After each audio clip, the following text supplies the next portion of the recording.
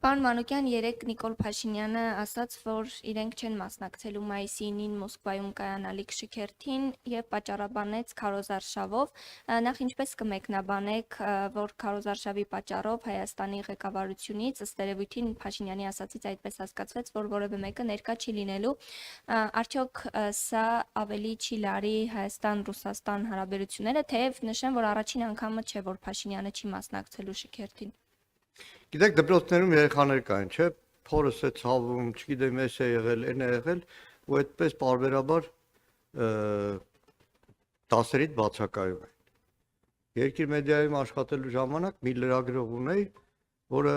կարծեմ 8-րդ անգամ տատի հուղարկավորությանը մասնակցելուց հետո խնդրեցի իր տատիների ցանկը տա։ Հիմա Նիկոլ Փաշինյանը կարող ասել օրինակ կորոնավիրուս է վարակվել մի օրով, երկու օրով եւ այդպես պլստար մայիսին չգնա։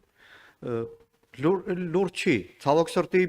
եթե Փաշինյան ընտանիքի ներկայացուցիչ է ինքը լիներ, գլուխը քարի, ինչ ուզում էին, թող ընտանիքում անեն, բայց ցավոք սրտի առայժմ ներկայացնում է Հայաստանի Հանրապետությունը, իսկ դա լուրջ չի, որովհետև վերանալով ներկայիս քաղաքական միջազգային հարաբերություններից, մայիսի 9-ը հայ ժողովրդի հաղթանակ է նայել, որովհետև հայրենական մեծ պատերազմին եւ ընդհանրապես երկրորդ աշխարհամարտին տարբեր երկրներիով հայ ժողովուրդը անվերապահ մասնակցություն է ունեցել երկրորդ համաշխարհային պատերազմին եւ ֆաշիզմի ջախջախման այդ գործողություններին։ Եվ այդ առումով այսպես բարբերաբար խռովկան չխռովկան վերաբերմունքով